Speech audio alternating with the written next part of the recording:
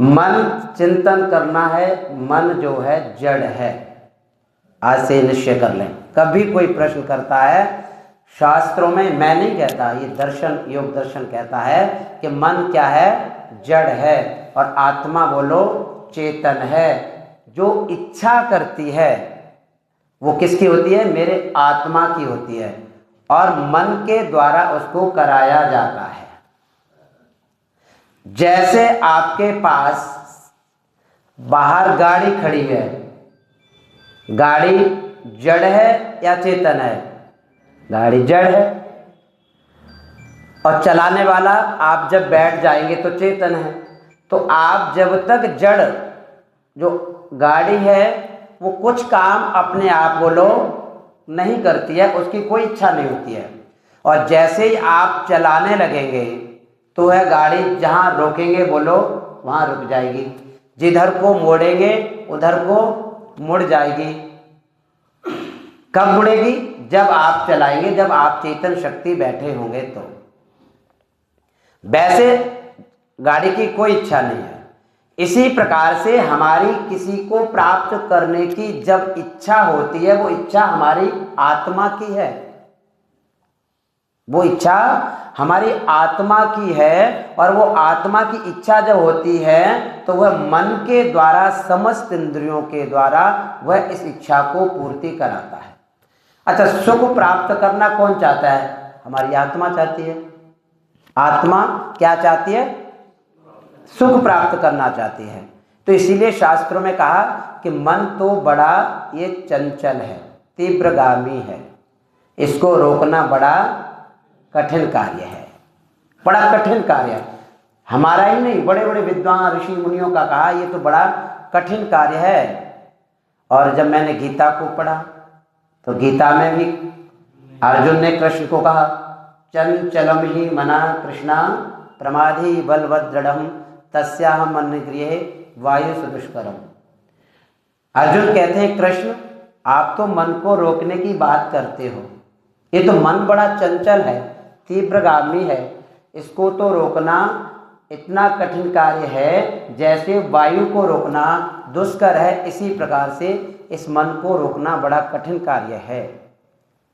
कृष्ण ने कहा कि मैं मानता हूँ ये कठिन कार्य तो है, लेकिन इतना कठिन कार्य नहीं है कि इसको मन को रोका नहीं जा सकता है, रोका जा सकता है। नीचे लिखा तो कैसे रोका जा सकता है, तो कहा असंशयो मनोभावे दुर्निग्रहम चलः अभ्यासेन तो कौन्तेय वैराग्येण च धर्म ग्रह्यते। कहा मैं मानता हूँ ये मन बड़ा चंचल है, तीव्रगामी है, इसको रोकना बड़ा कठिन कार्य है, लेकिन निरंतर अभ्यास करते रहेंगे तो आपका मन एक न एक दिन बोलो रुकता चला जाएगा। जैसे एक ड्राइवर गाड़ी चलाते हैं और चलाते समय पीछे व्यक्ति बैठा है और वो कहे रोको गाड़ी, और रोकने की जगह अब वो कहे रोको तब रुकेगा या पीछे वाला रोक देगा, बोलो। जो गाड़ी बैठा हुआ चला रहा है वही तो रोक सकता है गाड़ी को, पीछे वाला तो नहीं रोक सकता। वो तो कह सकता है गाड़ी रोको, तो रोकना किसको है बोलो, ड्राइवर को। ड्राइवर कौन है इस मन का, चलाने वाला कौन है, इच्छा आत्मा की है ना। तो आत्मा चलाने वाला है, तो हम जैसे ड्राइवर के हाथ में कंट्रोल है गाड़ी की, जहाँ चाहेगा जिधर मोड़ेगा उधर को मुड़ जाती है, रुक जाती है। ऐसे ही इस शरीर की शक्ति आत्मा है, और आत्मा चलाने इच्छा है, और जैसे आत्मा जहाँ रोकेगी मन वहीं पर बोलो रुक जाएगा। जब ड्राइवर कब रुक जाएगा, जब ड्राइवर पक्का परिपक्व हो जाएगा। परिपक्व माने उसको समझ में आ जाएगा कहाँ रोकना है, कैसे रोकना है। अगर किसी अनाड़ी को दे देंगे तो गाड़ी रोक ही नहीं सकता है। उसको कहो कि ब्रेकर आ गया और आप कम करो और उसने दबा दी स्पीड पे, तो रुकेगी गाड़ी, नहीं रुकेगी, गाड़ी तो और स्पीड हो जाएगी। ऐसे ही मन है, जब परिपक्व जब ड्राइवर हो जाता है तो गाड़ी चला लेता है, कहीं भी रोक सकता है। इसी प्रकार से कहा कि जब हमारा अभ्यास, जो कृष्ण जी ने बात कही कि चलाते चलाते अभ्यास जब मजबूत हो जाएगा तो फिर हम इस मन को बोलो कहीं भी रोक सकते हैं। तो इसीलिए कहा मन एव मनुष्याणाम कारणम बंध मोक्ष। मन से ही व्यक्ति बोलो बंधन में प्राप्त हो जाता है और मन से ही बोलो मोक्ष को प्राप्त करता है। इसीलिए कहा संकल्प विकल्पात्मकम मन। मन क्या है हमारा? मन संकल्प भी करता है और बोलो विकल्प भी करता है। अच्छा भी सोचता है, बोलो बुरा भी सोचता है। लेकिन इसीलिए हमने मंत्र क्या पढ़ा? तन्मे मनः शिव संकल्प मस्तु। हे परमात्मा, मेरे मन में जो उठने वाले विचार हों वो कैसे हों? शिव संकल्प होने चाहिए। जब हम साधना में बैठते हैं, एक विद्यार्थी से मैंने पूछा कि आपकी पढ़ाई कैसे चल रही है, आपकी पढ़ाई कैसे चल रही है? तो विद्यार्थी कह रहा है कि आचार्य जी चल रही है। मैंने कहा ऐसे क्यों बोल रहे हो चल रही है? मैं बढ़िया से बोलो। कहना बस ठीक चल रही है। मैंने कि कारण क्या है? कह रहा आचार्य जी पढ़ाई में मन नहीं लगता। कह रहा है पढ़ाई में मन नहीं लगता है।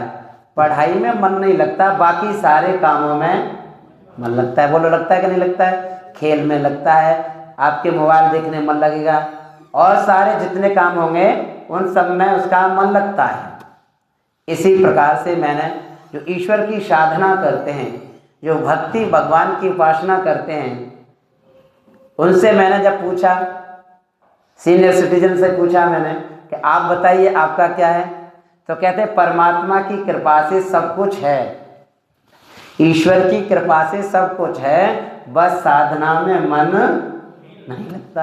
अच्छा बताओ आप सब बैठे, कहते साधना में मन नहीं लगता, बाकी सब कुछ परमात्मा का दिया हुआ सब कुछ है मेरे पास। ईश्वर की साधना में मन नहीं लगता, बाकी सारे कामों में मन लगता है। शॉपिंग करने में मन लगता है, घूमने में मन लगता है कि नहीं? सारे कामों में मन लगता है, लेकिन साधना में मन नहीं लगता। जैसे ही साधना में बैठोगे उतने ही स्पीड इसकी बोलो और बढ़ जाती है, तीव्र हो जाती है। इसलिए कि निशास्त्र ने कहा बाजीगर का बांद्रा ऐसा मन पहचान, बाजीगर का बांद्रा ऐसा मन पहचान, बांध सको तो खेले ना आफत जान। अगर इसको बांध करके रखोगे, जैसे बाजीगर कहते हैं तमाशा दिखाने वाले को, उसके साथ में एक बंदर होता है और एक हाथ में लाठी है। जैसे जैसे वो इशारा करेगा वैसे वैसे वो तमाशा दिखाएगा। अगर लाठी भी निकाल दो और रस्सी भी निकाल दी जाए तो क्या वो तमाशा दिखाएगा? वो तो भाग जाएगा। कुछ भी कर सकता है, हानि भी कर सकता है बंदर। ऐसे ही कहा बाजी, ये क्या है? हमारा मन है, इसको बांध करके रखोगे तो ये आपके अनुसार चलेगा। अगर इसको खुला छोड़ दोगे तो ये कहीं से भी कहीं व्यक्ति को बोलो भटका सकता है, भगा सकता है।